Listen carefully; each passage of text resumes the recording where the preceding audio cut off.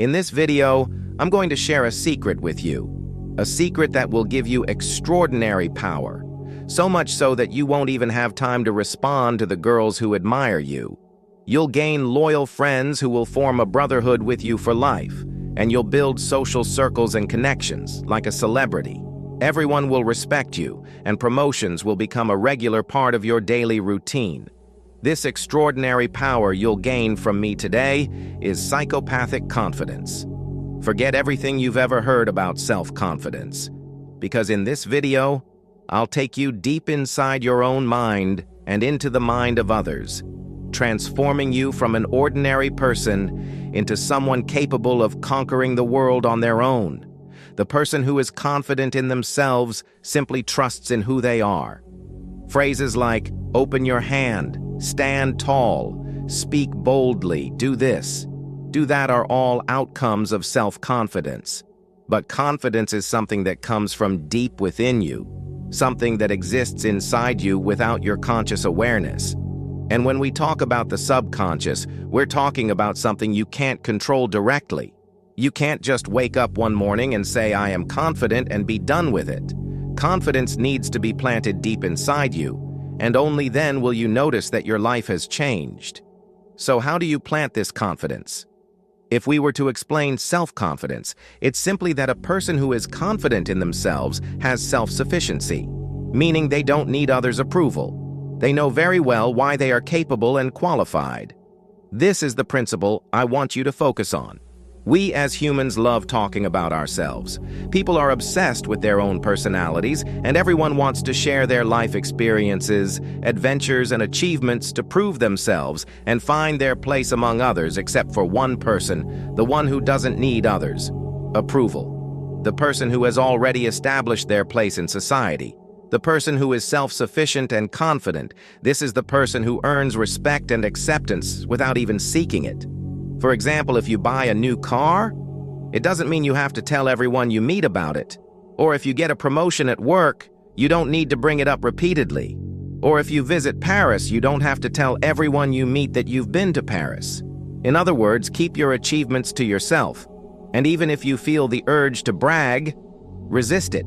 Stay silent and let people discover it on their own. For instance, if you bought a new car and you're hanging out with someone one day, don't say, I bought a new car. Wait for an opportunity to say, do you need a ride? And if the opportunity doesn't come, there's no need to mention it. I know this example might seem strange or a bit robotic, but generally speaking, don't try to prove yourself directly. Rest assured, your qualities and achievements will inevitably be noticed. There's no need to tell people about them, and when they find out, they will value you more than if had said it yourself. But you should do this for yourself, because you've made that decision not to gain people's admiration. Self-confidence is about you, not about how others see you. I'm not sure how else to explain this, but simply put, don't try to prove yourself.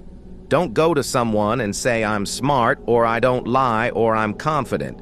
Let people discover who you are through your actions and accomplishments. One of the key differences between an ordinary person and a confident one is that the ordinary person hides their weaknesses and shows off their strengths, while the confident person hides their strengths and turns their weaknesses into strengths.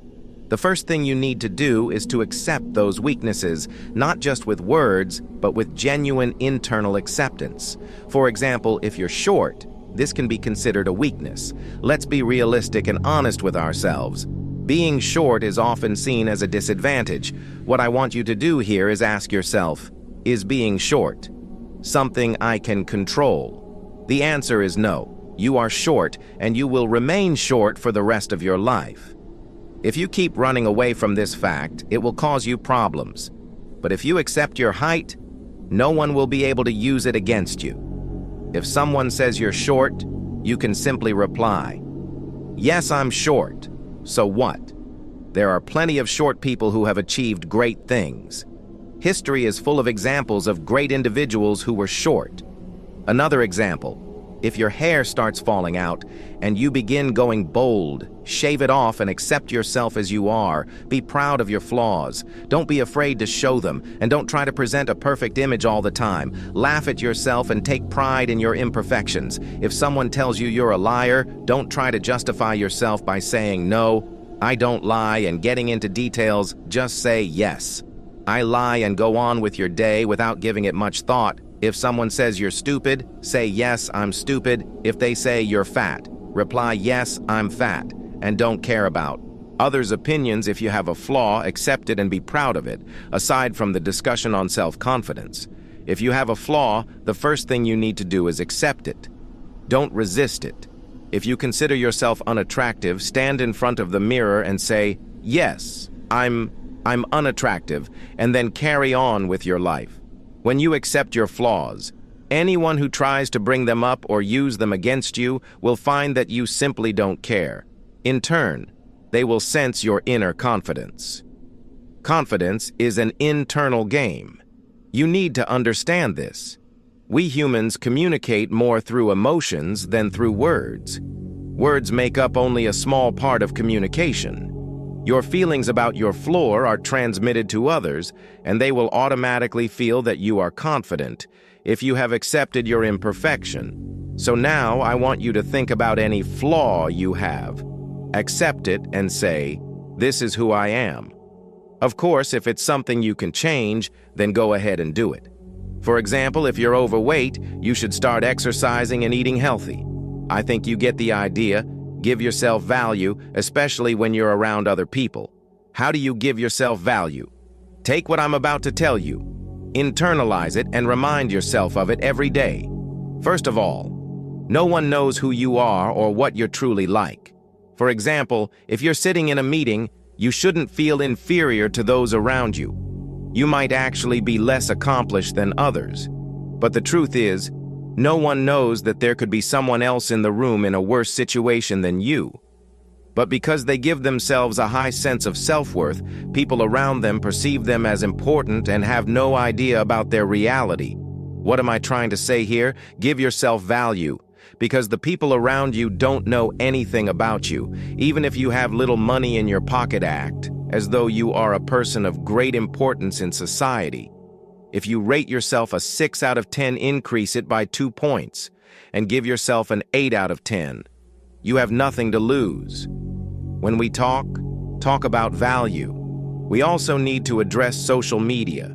The new generation lives in a world of Instagram and TikTok, for example. A 19-year-old girl might spend 4 hours a day on Instagram. She sees pictures and videos of people living the life she dreams of. She sees her friend traveling and others having adventures while she sits at home all day. This feeling begins to creep inside her, making her feel less than others.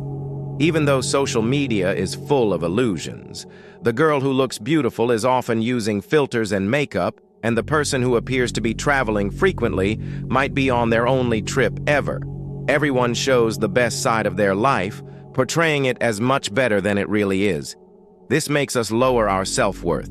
So, my dear friend, remember that what you see on Instagram is just an illusion. Don't let it affect you or make you feel inferior to others. You are better than all those images you see. Remember that those people showing off a perfect life are often lying to you. This is not their true life. Don't let these illusions bring you down or lower your self-esteem. Nothing in life gives you value. It's you who gives value to yourself. So whether you're with your colleagues or with girls, remember what I'm telling you now. The value others give you is the value you give yourself. Don't be stingy. Give yourself a high value. No matter how you see yourself, raise that self-worth a little. You deserve more. Before we continue, I'd like to let you know that this video you're watching is the first episode of a new series on the channel about social skills. If you'd like me to continue with this series, please let me know in the comments. Now, we will move on to something important, and to explain it to you, I'll start with an example. Let's say you enjoy listening to rap music, and someone comes up to you and says, "I like listening to pop music. What do you like to listen to in that moment?" Don't say, "I also like pop," just to agree with him, or say pop is great. when in reality you can't even stand listening to it. Simply say, I like rap. Now, a few scenarios might unfold. There are two possibilities. Either the person will say, is rap even music? It's just nonsense and criticize you. Or they might ask, have you ever listened to pop? In the first scenario, if they criticize rap music as someone who is confident in yourself, you'd simply say, I like it, or you might say, maybe it's nonsense to you, but I enjoy rap. The important thing is don't try to say, I listen to pop sometimes, or change your opinion or lie just to go along with them at the same time. Don't feel the need to defend rap as if you were in a battle. Don't say rap is great, millions of people listen to it, it's real art. Just say I like it and be confident in your choices without needing to defend or change them in the second scenario. If they ask, do you like pop, and you actually don't like it, just say no, I don't like pop. If they start defending pop or attacking rap, stick to the yes.